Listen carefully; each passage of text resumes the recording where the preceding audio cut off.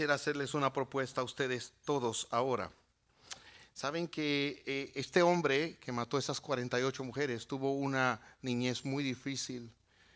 En una biografía o una entrevista posterior se habla de que él sufrió mucho. Si yo oí correctamente, hasta su madre fue una ramera y él sufrió mucho eso. Y estas mujeres él las mataba supuestamente porque eran rameras, prostitutas, y nadie iba a notar la muerte o la falta de ellas. De todas formas, de todas maneras, yo quisiera hacerle una propuesta a ustedes a partir de hoy. Y es que la Biblia enseña que el corazón es engañoso y perverso. Ese hombre hizo lo que hizo engañado y desgraciadamente, extrañamente justificándolo. El corazón que usted tiene y que yo tengo es engañoso y perverso. Eso significa que yo le suplico en el nombre del Señor que venga a esta serie con un corazón humilde y dispuesto. Señor, muéstrame. Señor, háblame. Si realmente hay algo en mi vida, alguien que yo no he perdonado, enséñamelo. Y yo se los digo porque yo sufrí 12 años siendo pastor, no hace muchos años, con una amargura. En la providencia de Dios y en su diseño, como familia sufrimos algo, una aflicción tan intensa que me dejó toda una noche boca abajo llorando y orando. Amanecí así en el suelo. Y eso generó en mi corazón una amargura contra esas personas. Y yo había dado un perdón legal, verbal. Yo había dicho, sí, yo lo perdono, claro, yo no tengo rencor. Eso decía yo. Pero como dice Dios, ya son dos cosas diferentes. Y realmente el no haber perdonado me llevó con una carga de amargura y un veneno en mi corazón durante 12 años. Yo comencé a sufrir depresión, tenía serios problemas porque no había perdonado. Por lo tanto, esto es algo muy serio. Como vamos a ver hoy, tiene trascendencia ahora mismo en su vida. Por lo tanto, yo le pido a cada uno, por favor, en el nombre del Señor, venga con un corazón humilde. O sea, déjame oír lo que tiene que decir Dios sobre este caso. Porque si yo tengo que perdonar a aquella persona a pesar del daño que me haya hecho, yo tengo que hacerlo. Y primero por mi propio bien, pero también para honrar a Dios. Así que les pido que abran sus Biblias en Mateo 18, si la trajeron, por favor. Mateo 18. Y saluda a las visitas. Hoy tenemos personas que están por primera vez, yo sé, bienvenidos, bienvenida. Yo creo que allá atrás también por primera vez están bienvenidos. Que Dios les bendiga por primera vez también. Sí, bienvenidos. Estamos muy agradecidos a Dios por cada uno de ustedes. Si se me pasa alguno, lo veré ahí atrás porque espero que se queden a comer con nosotros. Hoy hay una variedad muy buena ahí para ofrecerles. Mateo capítulo 18, por favor.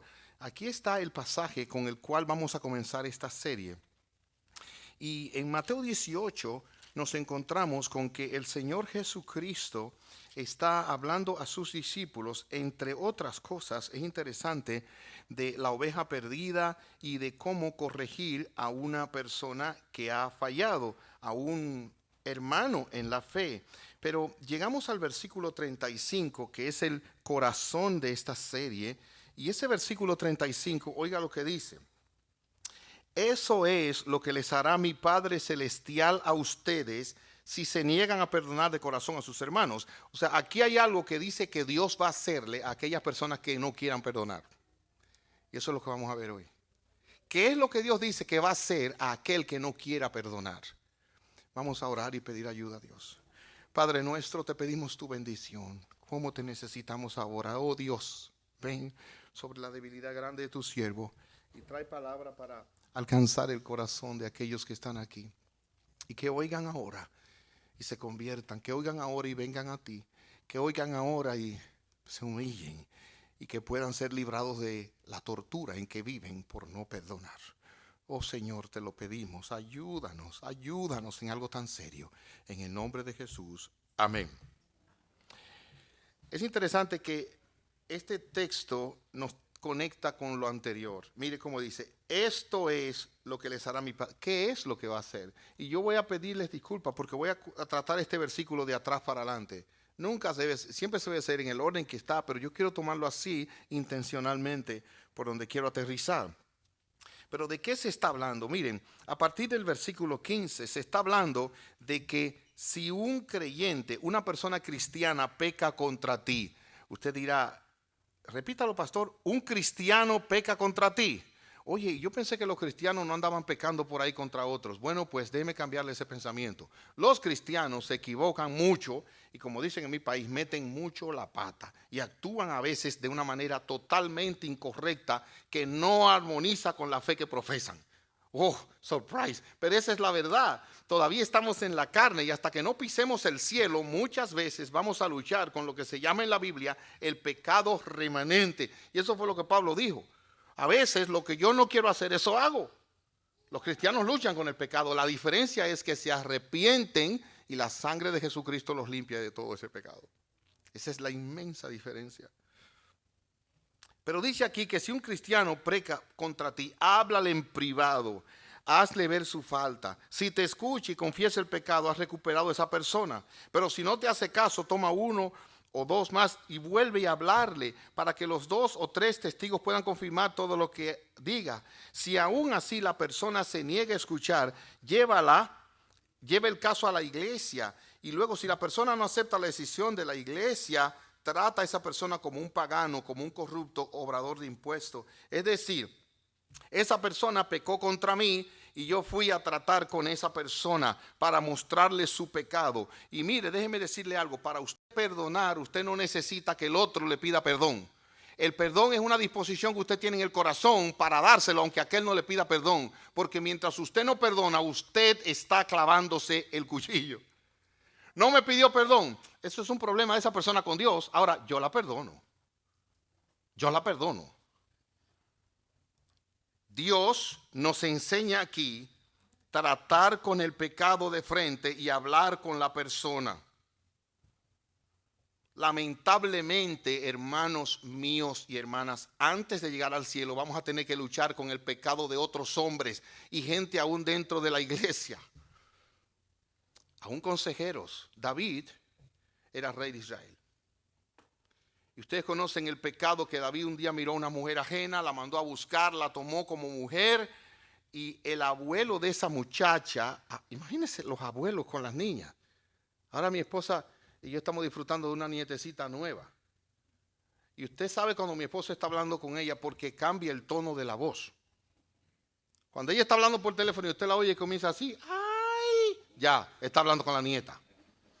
Entonces, los nietos tocan fibras del corazón de los abuelos de forma especial, que los hijos no. Porque los hijos, los padres tienen que luchar con ellos. Los abuelos juegan con ellos y se lo llevan los hijos otra vez para coger trabajo con ellos. Entonces, Ahitofel era el abuelo de Betsabé. Y David tomó a esa muchacha y arruinó la vida. Y mandó a matar al marido de ella. Y cuando Ahitofel vio lo que David hizo, en su corazón se llenó de amargura y él quería matar a David. Y hermanos, yo no lo culpo. ¿Por qué? Porque yo sé lo que yo soy como hombre. Si alguien hace daño a mi familia, yo quiero hacer algo. Pero eso está mal. El asunto es perdonar. Ahitofel no perdonó. ¿Y saben qué pasó? Después que elaboró un plan para matar a David, y resulta que David no fue asesinado con ese plan perfecto, Ahitofel en su amargura fue y se ahorcó. Los cristianos, los hijos de Dios, sufrimos de manos de otras personas dentro de la iglesia, aún hijos de Dios. Lo mismo generó una serie de cosas en su vida. Ese pecado de David no se quedó ahí. Ese pecado de David hizo que entre sus hijos hubo una violación. David tenía varias mujeres. Entonces, el hijo de una miró la hija de otra y la violó. Y el hermano de esta, de padre y madre, dijo, lo voy a matar. Y elaboró un plan para matar a aquel. Y finalmente funcionó. Y quiso ver a David antes de matar a aquel hermano. Y David no lo recibió. Y como consecuencia de eso se rebeló contra su papá y murió en una batalla contra el papá. O sea, mire, la falta de perdón y el mal manejo del pecado en ese sentido es una cadena. Por lo tanto, nosotros tenemos que aprender a lidiar con el pecado, especialmente aquel pecado del que somos víctimas. Dios exige que perdonemos. ¿Cómo vamos a hacer eso? Cuando es tan doloroso, cuando lo que me han hecho. ¿Usted no ha oído alguna vez una persona que dice, eso no se lo perdono yo? Si usted no lo ha oído es porque no ha vivido lo suficiente. Pero eso pasa, a veces son cosas tan grandes que usted dice, yo no puedo perdonarlo. Y mire que no me sale. No importa si le sale o no le sale. Dios no le pregunta si le sale. Dios dice, tiene que perdonarlo. ¿Cómo lo vamos a hacer? Y aquí en este pasaje que vemos, nos encontramos con una determinación personal. ¿Cuál es la determinación? Yo tengo que proponer mi corazón perdonar. En segundo lugar, hay un desprecio personal y finalmente un daño personal. Vamos a ver la determinación personal. Ustedes saben, les dije, esto es una serie. O sea, hoy yo voy a tocar algo, nada más voy a pintar un poco del cuadro. Y ustedes saben, cuando se está pintando un cuadro, usted no ve todo claro. Dice, ¿para dónde vamos? Bueno, yo espero llegar a algún lugar bien hoy, pero no vamos a terminar, por supuesto. ¿Cuál es la determinación personal? Mire que dice Mateo 18:35. Les pedí que me permitieran ir de atrás para adelante. Eso es lo que les hará mi Padre Celestial a ustedes, oiga ahora, si se niegan a, y esta es la determinación, perdonar de corazón a sus hermanos. La determinación es perdonar de corazón a su hermano. Dígale al que tiene al lado, perdonar de corazón al hermano. Sí, y si puede le hace así con el codo diciéndole, métetelo en la cabeza bien. Perdonar de corazón al hermano.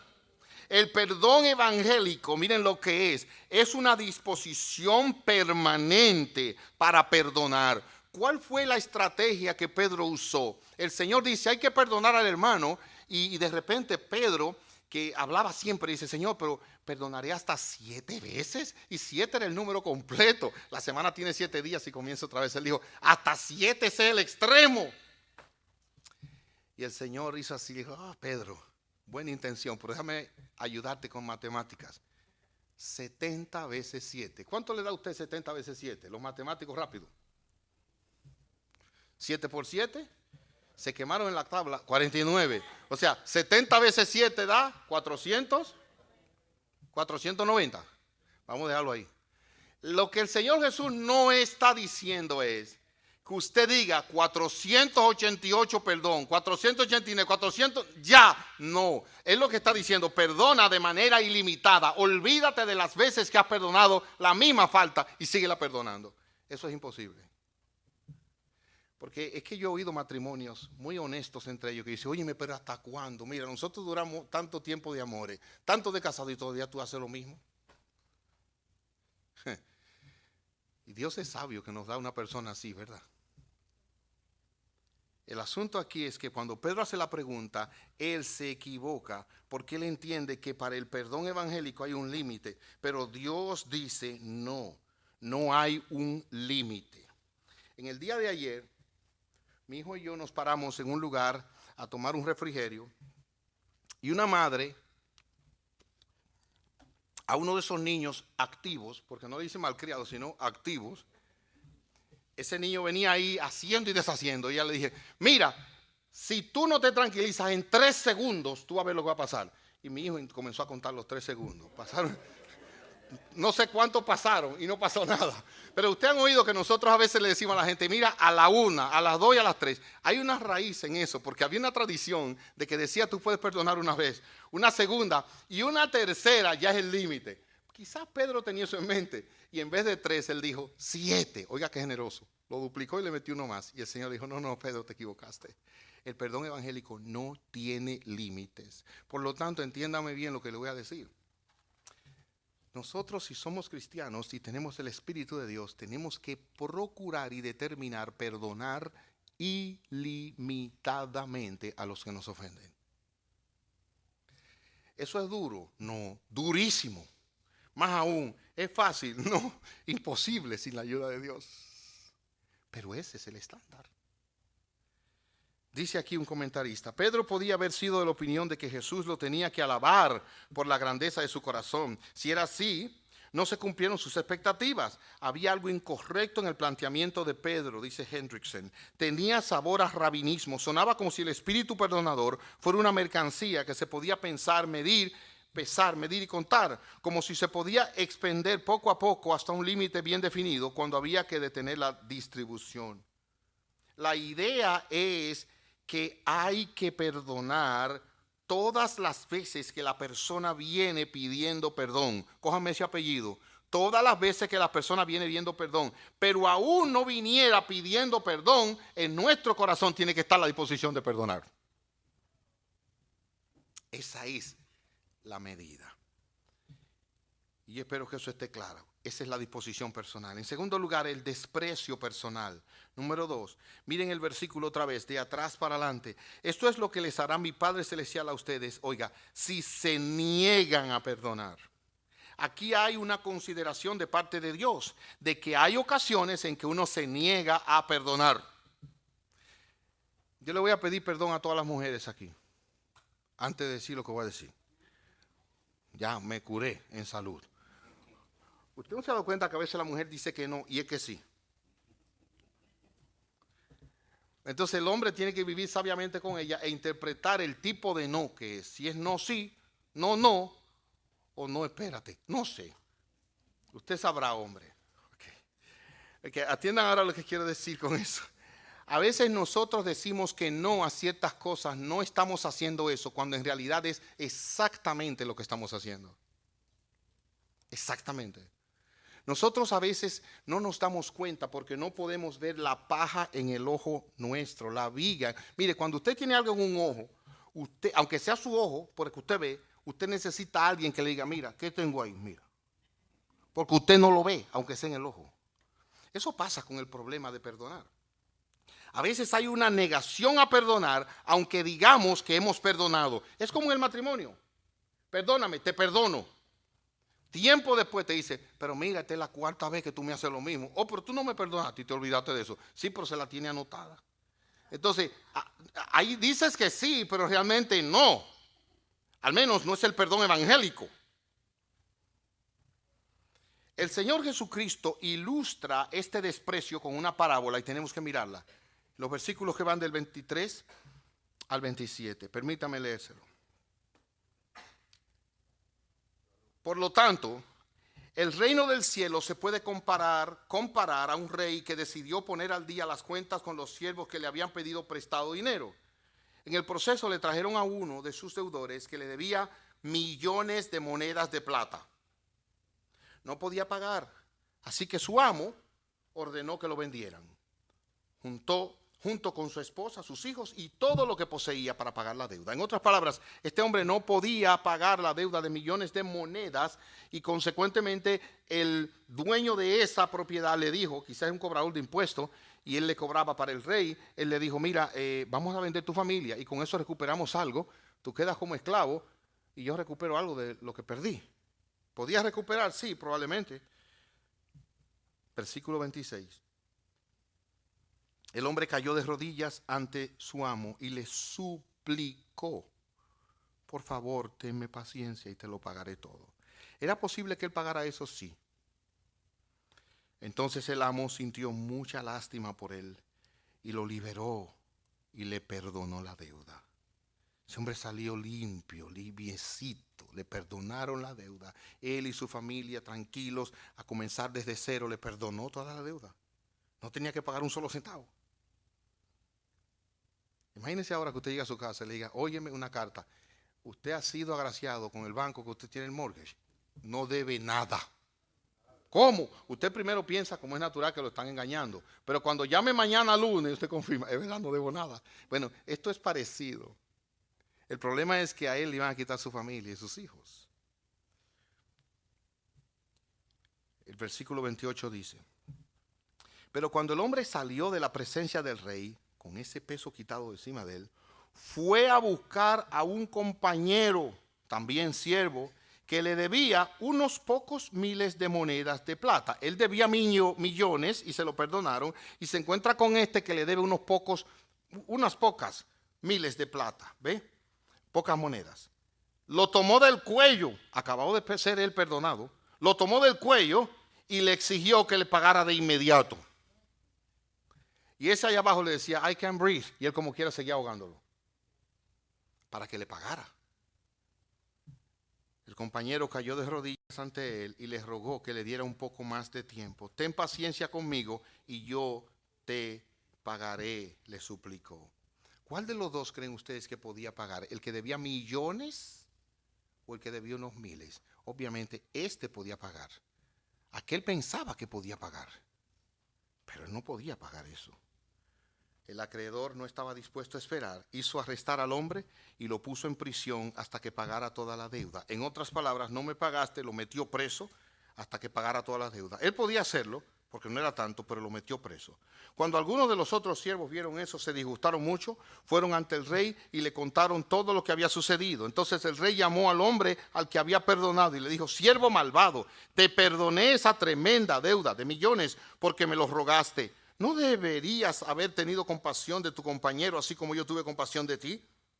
El rey, enojado, envió al hombre, oiga, a la prisión para que lo torturaran hasta que pagara toda la deuda. Y ahí llegamos a nuestro versículo. Eso es lo que les hará mi Padre Celestial a ustedes si se llegan a perdonar de corazón a sus hermanos. ¿Saben cuál fue el desprecio? A mí me perdonaron, pero yo no perdono. Dios me ha perdonado todos mis pecados y yo canto aleluya, yo celebro a Cristo que murió por mí en la cruz, pero yo no perdono. Aunque a mí me perdonen, yo no perdono. Ese es el negocio aquí. Y Dios dice, no funciona así. Si tú no perdonas, vas a vivir bajo una tortura de parte mía. Y Dios tortura, y eso es lo que vamos a ver en un momento. Cuando usted no perdona a alguien y dice que Dios le ha perdonado, usted está despreciando el perdón de Dios y está mostrando que realmente no ha sido perdonado. Porque la gente da de lo que tiene. Si usted tiene mango, usted da mango. Si en su casa hay una mata de aguacate, como los hermanos allá, usted da aguacate. El que tiene el perdón de Dios puede perdonar a otros. Pero el que no ha conocido el perdón de Dios no puede perdonar porque no ha conocido el perdón de Dios. En conclusión, si usted no perdona a la persona que le ha hecho daño, usted está despreciando a Dios y el perdón de Dios, el diseño de Dios. Y finalmente hay un daño personal. Y eso es lo que les hará mi Padre Celestial a ustedes, dice aquí, si se niegan a perdonar de corazón a sus hermanos. ¿Qué es lo que hará el Padre Celestial? Miren cómo dice. Versículo 34. Entonces el rey enojado envió al hombre a la prisión para que lo torturaran hasta que pagara toda la deuda. O sea, el amo enojado a este que no perdonó dijo, métanlo en prisión y tortúrenlo. Otra versión dice, sométanlo a los verdugos para que ellos lo torturen hasta que pague la deuda. Una deuda que él nunca puede pagar, pero yo se la puedo perdonar si él pide misericordia. Pero mientras él no perdone a aquel, métanlo ahí en la prisión y tortúrenlo. Miren ahora, la persona que ha sido perdonado por Dios y no perdona a otro, Dios lo pone en una condición de tortura y prisión. Oh, pero Dios no es bueno. Amén. Dios es amor. Amén. Pero también Él es fuego y Él es justicia. Y Él tiene su manera de corregir y ayudar a sus amados hijos. Dice Proverbios que el padre que ama al hijo lo disciplina. Y si Dios ama a alguien, no lo va a dejar con un corazón amargado, no perdonador. Dios lo va a llevar a que perdone y le va a hacer ver que su condición está mal cuando esté siendo torturado porque no perdona. Lo que está diciendo aquí la palabra de Dios es que aquel que ha sufrido una ofensa y no perdona, Dios lo tiene bajo tortura. Hoy, ¿cómo vemos? Bueno, ¿usted recuerda a Saúl? La Biblia dice que Saúl tenía un espíritu malo de parte de Dios que lo atormentaba. Miren, Dios controla todo. Todo. Y cuando alguien en particular no se somete a este modelo del perdón, Dios lo pone en tortura, en angustia, en necesidad, hasta que perdone, hasta que se libre de esto. ¿Qué son esas cosas? Perdón, ¿cómo se manifiesta esa tortura? Se lo voy a explicar ahora. La tortura se refiere a un estado particular de ansiedad, de incomodidad, que puede ser, oiga, angustia, depresión, que puede ser una persona que vive ansiosa, intranquila, es cristiano, pero usted lo ve como vive y usted dice, oye, pero ¿qué es lo que te pasa? Y es porque no ha perdonado. Dios lo tiene en una condición de tortura aquí. Escuche como lo dice el pastor John MacArthur. Estoy convencido de que multitudes de cristianos que sufren de, oiga bien, estrés, depresión, desánimo, problemas de relaciones y toda clase de otras penalidades, experimentan estas cosas porque se niegan a perdonar. El perdón de todo corazón pone en libertad inmediata a la persona, lo libra de sus verdugos, de esa tortura, y en el proceso glorifica a Dios. Usted no conoce personas que son cristianos, que profesan la fe, que tienen tiempo, pero óigame, viven de una manera que no parece que conocen a Dios. Nancy Leigh DeMoss, yo respeto a esa mujer, oiga cómo ella lo pone. ¿Cuáles son algunos de esos verdugos o esas torturas? Yo creo que muchas de las enfermedades crónicas, es decir, de mucho tiempo, que aquejan a las personas hoy en día, que pueden ser mentales, emocionales o físicas, tienen su origen en la amargura o la falta de perdón. No todas, por supuesto, pero un número creciente de investigaciones empieza a confirmar que la ira y el resentimiento son la causa de muchos de nuestros problemas psicológicos. Porque me pasó algo y papá no hizo lo que yo quería, o me trató de esta manera, o mamá hizo aquello, o el vecino, la tía, la abuela, o el maestro, el vecino. Culpe a quien sea por lo que ha pasado. Y si lo tiene en amargura, usted está bajo tortura de parte de Dios. Para que se arrepienta de ahí, perdone y disfrute del perdón de Dios. Les voy a hacer una historia rápido de cómo el pecado no tratado produce todo tipo de trastornos. Estando estudiando sobre la conducta, mi primer grado fue psicología. La cosa es que había una persona un compañero de trabajo que trabajaba en un hospital psiquiátrico. Y en ese hospital psiquiátrico había un paciente muy interesante. Este hombre estaba siendo tratado, estaba hospitalizado allá adentro, por un estado crónico de tiempo de ansiedad, depresión, estrés y hasta pensamientos suicidas. Cuando se fue a ver lo que le había pasado a ese hombre, era un hombre que vivió una vida bastante normal, pero un día cometió un error. Y ya yo lo he contado a ustedes aquí, o sea que lo que saben, óiganlo otra vez. ¿Qué vamos a hacer a esta altura de juego? Pero miren, este hombre se comenzó a involucrar sexualmente con una sobrina de la esposa que habían traído del campo a trabajar en la casa. La muchacha, ustedes saben que en los países de nosotros eso se hace. Trae muchacha del campo que la ayuda a uno. Pues la muchacha estaba ahí y él se involucró con esa muchacha. Un día la mujer no fue a trabajar, la tía, y se quedó ahí. Le dijo, fulana, vamos a lavar que el día más claro llueve. Y ella dice, el día más claro llueve. Cuidado, si tía se ha dado cuenta. Al rato vuelve la tía y le dice, mira, apúrate que el día más claro llueve. Y ella inmediatamente dice, tía, venga acá, ya yo sé que usted se dio cuenta. ¿De qué? Fue él, se le adelantó. Fue él el que me dijo y me forzó y me prometió empacar. ¿Cómo? Empaca ahora mismo. Y la dejó en la parada ya de guagua, en el 9. Todo el que conoce en Santo Domingo, o sea, en el 9, una parada de guagua para Santiago ahí. Óigame, y cuando la deja ahí, de ahí ella pide un teléfono y llama al hombre al trabajo. Le dice, mire, tía se dio cuenta. ¿De qué? De lo que pasó. Yo no sé cómo ella se dio cuenta, pero ella me lo dijo, que el día más claro llueve.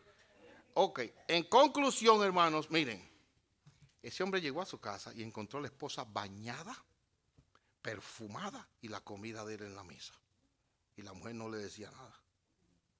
El hombre comía asustado. Y comenzó de repente, en la noche no dormía porque él dice, ya me va a matar con un cuchillo.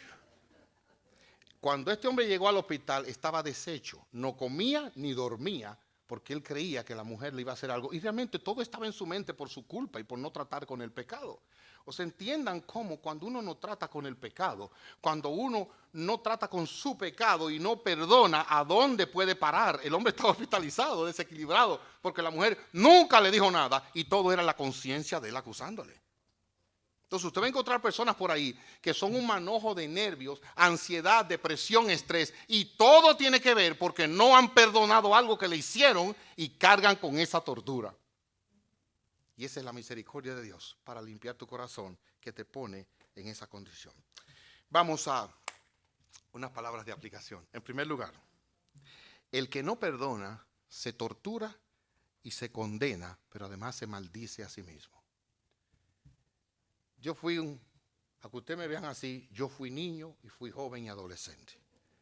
En mi adolescencia, hermanos, nunca se oyó de que los adolescentes se cortaban. Se hacían heridas. Eso no existía. Sin embargo, usted sabe que hoy día es un problema serio que adolescentes se hacen heridas. Y usted ve jóvenes que tienen marcas en sus brazos. Y los padres no saben qué hacer. ¿Y por qué se hacen daño? Algunos dicen que hay dos razones aquí. Una, porque se sienten culpables de algo que ha pasado en la familia. Algunos niños se sienten culpables del divorcio de sus padres y culpan a los padres de lo malo y se culpan ellos sobre todo. Algunos niños, algunos jovencitos también tienen por eso amargura en su corazón porque ellos son los culpables, pero también puede que se sientan mal por el padre que ha abandonado a la familia y se sienten mal de que él abandonó a su mamá y miren dónde está la mamá.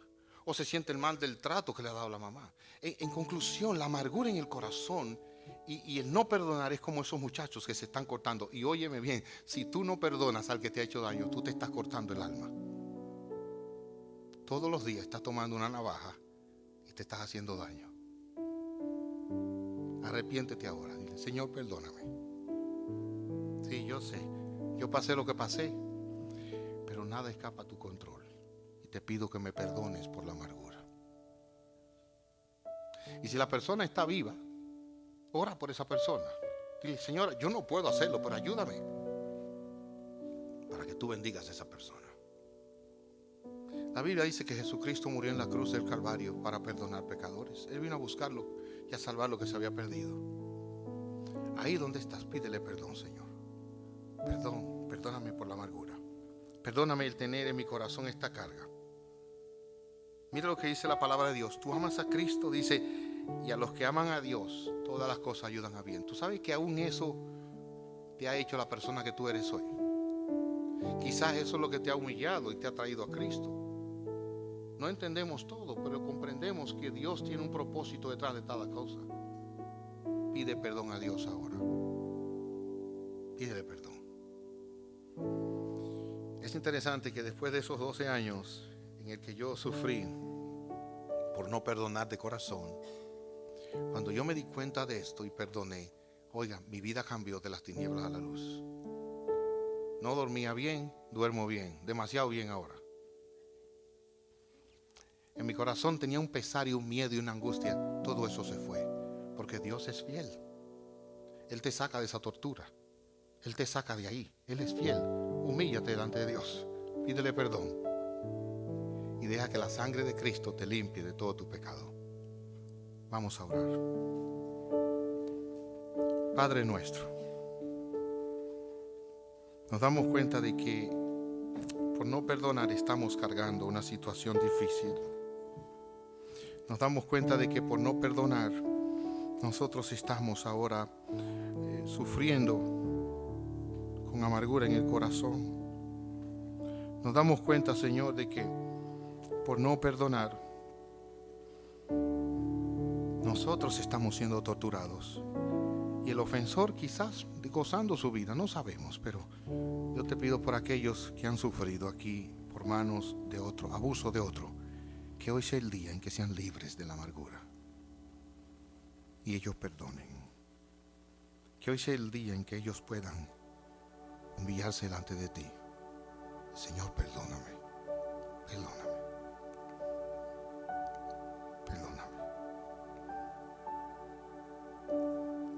En el nombre de Jesús. Amén.